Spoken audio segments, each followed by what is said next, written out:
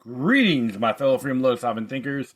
Thank you for tuning to LO3 Podcast. My name is Craig, transmitting from the wild, wonderful Mountain State, and today's date is Thursday, August 19th, 2021. And, doing okay, just doing a little chores around the property, which is all well and good.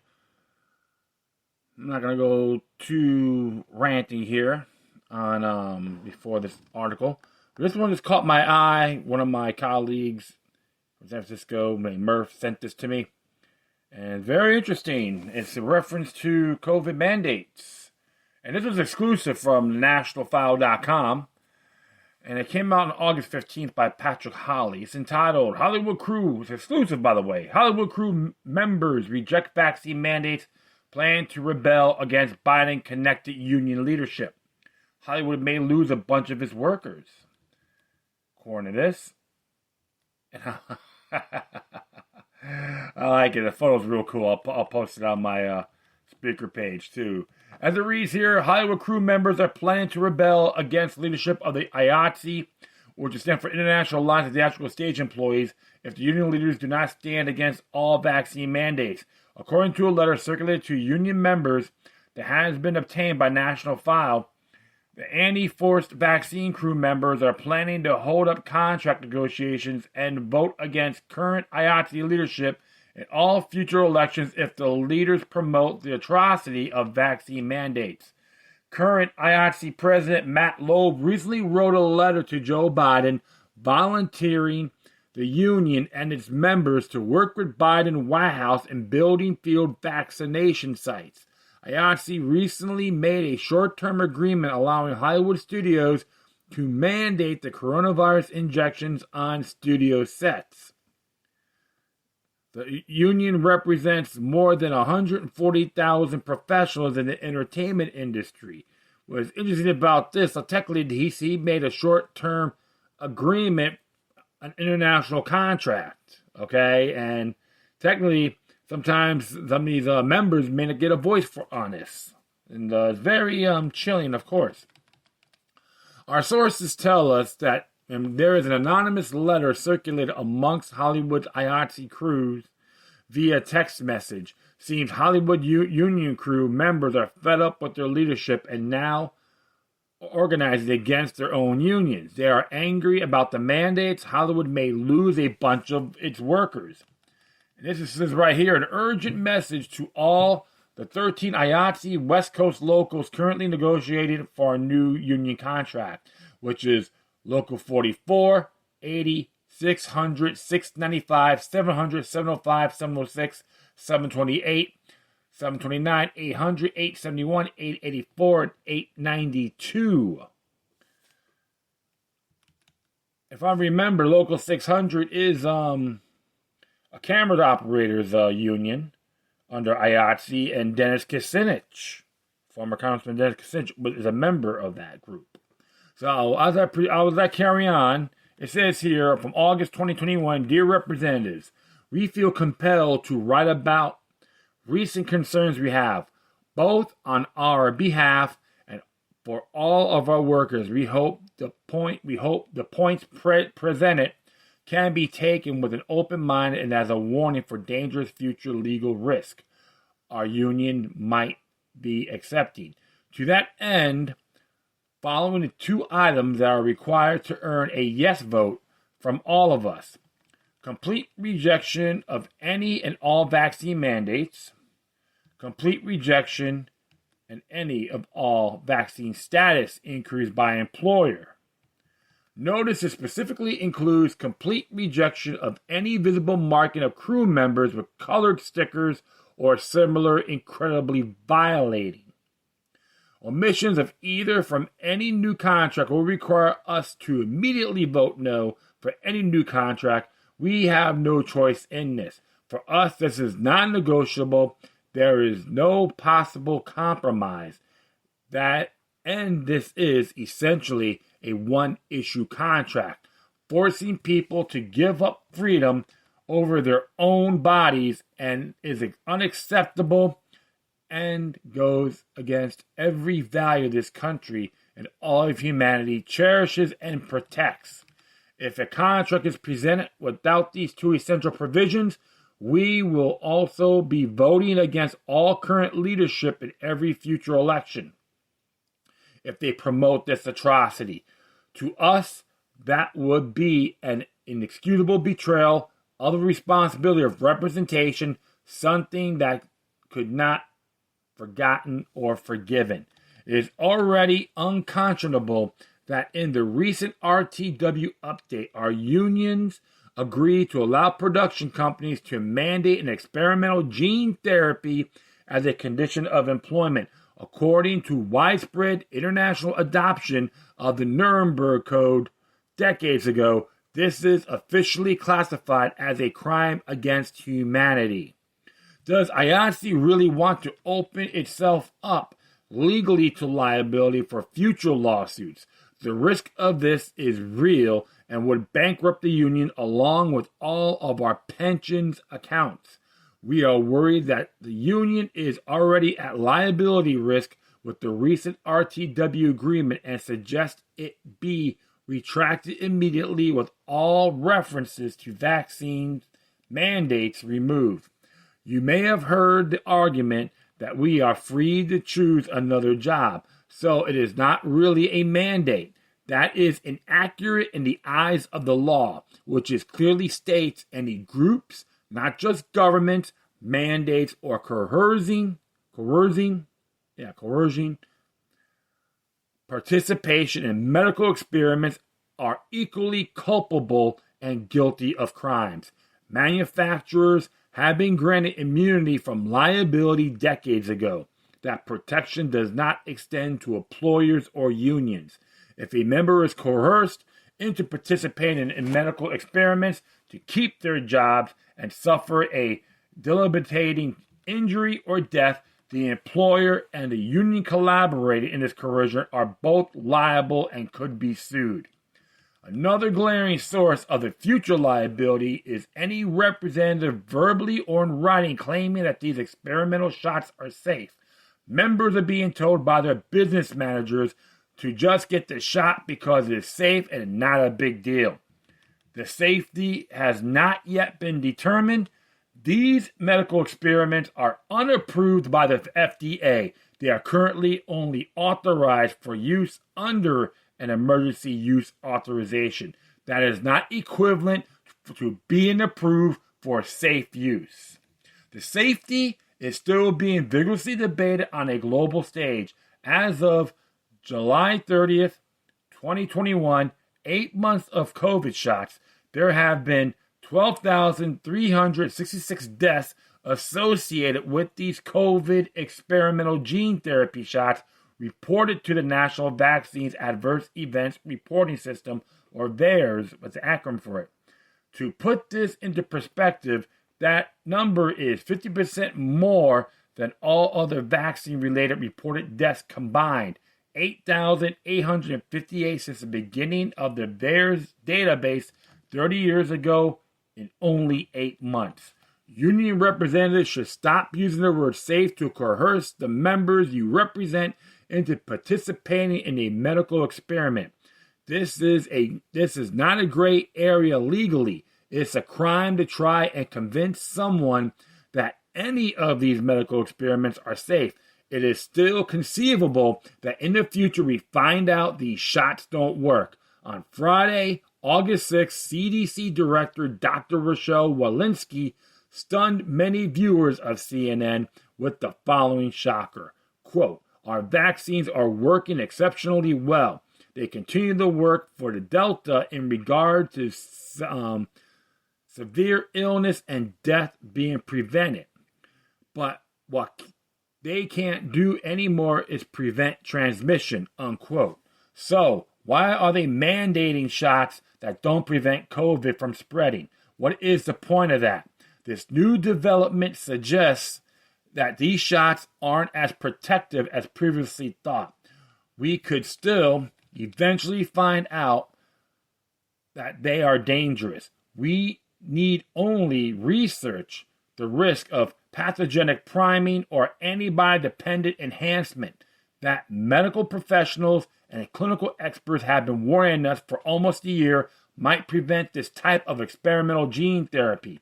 Union representatives using terminology now such as safe open the union up to legal liability in the future.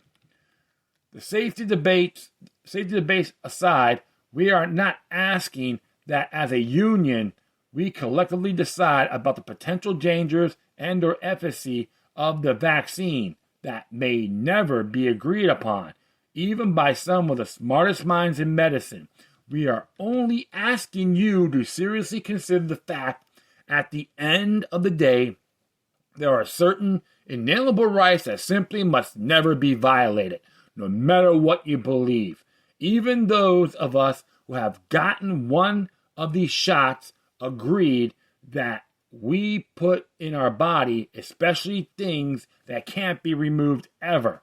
And the decision on whether or not to participate in any medical treatment must remain a private and personal decision between a patient and their doctor. Mandating such participation is unacceptable. There is a large constituency of members that completely rejects this coercion and will vehemently vote against it. We would have seen this already if the recent RTW agreement was put up for a vote. Consider this precedent being set. We draw up papers with a lawyer demanding information on the status of all other employees, health conditions in regards of other forms of communicable diseases, demanding information on employees with AIDS, hepatitis, flu, STDs, measles, mumps, and so on, that force the employer to make an immediate policy to section off employees who have any illness that can be spread, including the common cold, and maybe wear a color sticker that indicates which illness they have. If an employer is going to take responsibility in stopping the spread of COVID-19, they will then be liable for the spread of anything else. Is this the future you want for our industry? It is an absurdity. What possible madness is next in this fear-driven mania? Those of you casually conceding to these demands may not like the future consequences. Don't let fear drive us to bad decisions for some unrealized promised safety.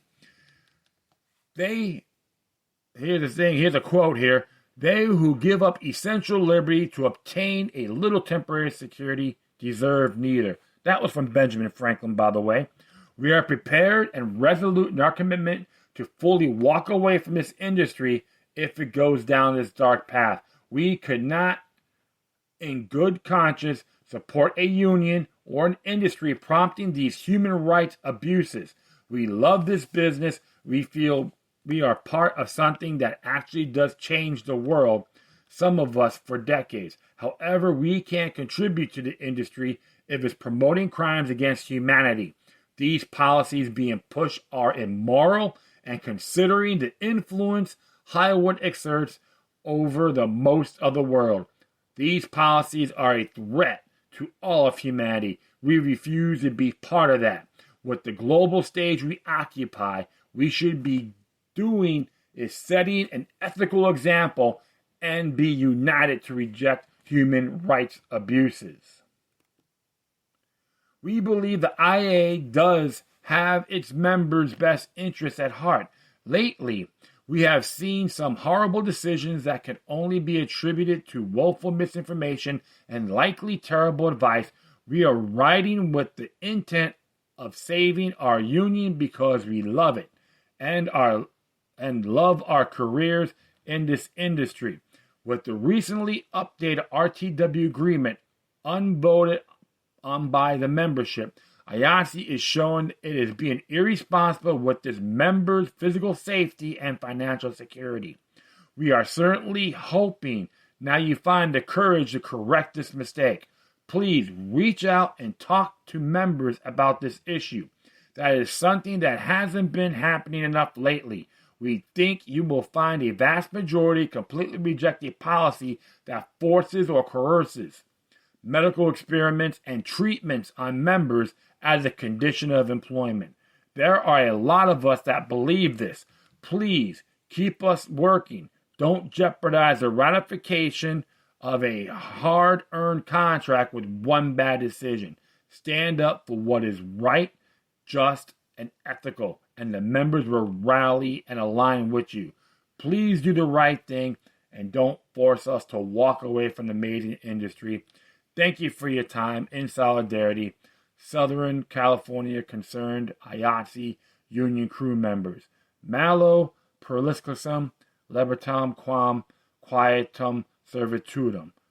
In other words, I prefer dangerous freedom over peaceful slavery.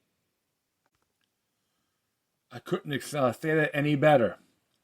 And I have to say they're absolutely correct.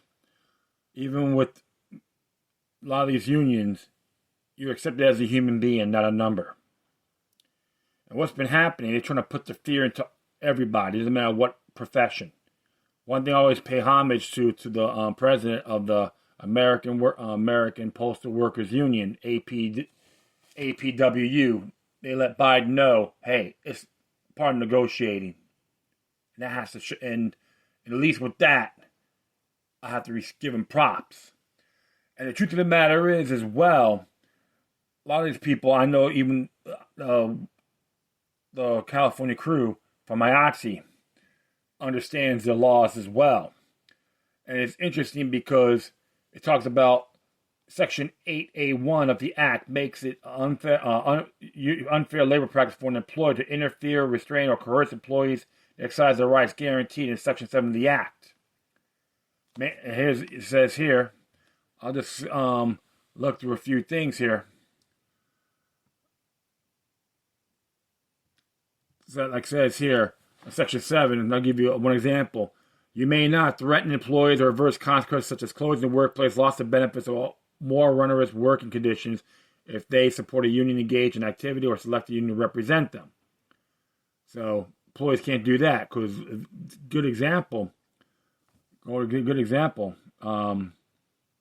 is the shots. And I'll just go a little bit down here too. I'll go down here, like it says right here. Coercively question employees about their own or co-workers' activities or sympathies, whether questioning coercive or therefore unlawful, depends on relevant circumstances, including who asks questions, where and how information is sought. That's considered unfair labor practice. Prohibit employees from talking about the union during work time. That's okay. So, a lot of it's coercion. Okay? And what's been happening, too, if you're going to support coercion on the for the union, then they could be breaching their duty of fair representation. Okay, which is Section 8B1A of the Act of the NLRA. That is essential as well. So that's why you always gotta. The unions people in these labor organizations need to step up. All right, and that's why I give props to the ones over here in California. You got folks out there want to belly up. You can't do that. You're going to take a shot to keep your job? That's downright blasphemy. And a lot of people, the fact is they haven't been officially FDA approved. And in reference to coercion, Nuremberg Codes. Definitely going to put that in my memo as well. I want people to read that. This is essential, okay?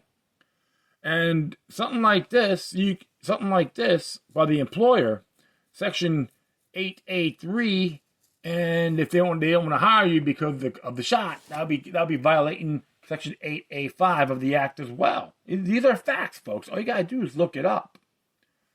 All right, but I'm definitely gonna put I will put the National Labor Relations Act laws in here as well. So it's just one of those areas a lot of people got to start looking at again.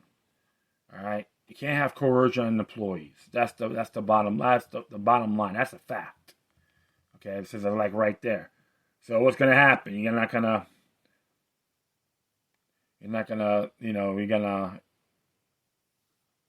tell them what to do. I'll do one more down here too. That was the second one on Section 7. threaten employees with adverse consequence if they engage in protected concerted activities. Activities concerted if it's engaged with or the own authority of the employees, not by solely on behalf of the employee himself. It includes circumstances where the single employee seeks to initiate, induce, or prepare a group action, as well as when an employee brings a group complaint to the attention of management. Activities protected. It concerns employees' interests as employees. Employee engaged in otherwise concerted activity may lose the act protection through misconduct. So just to give you some examples on that, I'll definitely let you look at that. And if you look at Section 8, it gives you the act on of unfair labor practices for the employer, and even with the labor organization, the union, unfair labor practices, Section 8B. So I will put that on there as a whole for the National Labor Relations Act. It's pretty long, but it's good to know these things. And it's just, the whole thing's just a fact. Like right here on Section 8A2, to dominate or interfere with the formation of administration or any labor organization contribute to financial, okay. Or 3, by discrimination in regard to hire, tenure of employee, or any term or condition of employment to encourage or discourage membership in any labor organization. That could be it as well. Or we can even Section 8.4, discharge or otherwise discriminate against an employee because of filed charges, or refuse to bargain collectively with representative employees with the provisions under Section 9A. And even right here too, for unfair labor practice by labor organization. And it says here, 1, to restrain or coerce employees to exercise their rights guaranteed in Section 7. All right. So those are the facts on that. And B, an employer in selection of his representatives for the purpose of collecting bargaining for the adjustment of grievances. So, so 8B1A. So, duty of fair representation. So, so I'll definitely put that in there. And I'm going to add the Nuremberg Code as well. Most likely it'll be from the NIH. So that will be it. I'd like to thank everyone for listening. Plus, feel free to download and share us throughout your social media networks. If you have any questions, comments, or send us Instagram account, whatever you do, please send your correspondence to the quorum. For the I'll leave the footnote of this article with the additional goodies on my speaker page. And hey, if you want to contact me, go to lookyourluck03@protonmail.com. If you want to donate, you can hit paypal.me or cash.app/lookyourluck3. If you want to support the nationalfile.com, that would be pretty damn cool. We got good stuff here. So there's they can donate. They can donate here. You can donate crypto too. They have a store. Yeah, tell them Look Like the Third sent you. All right.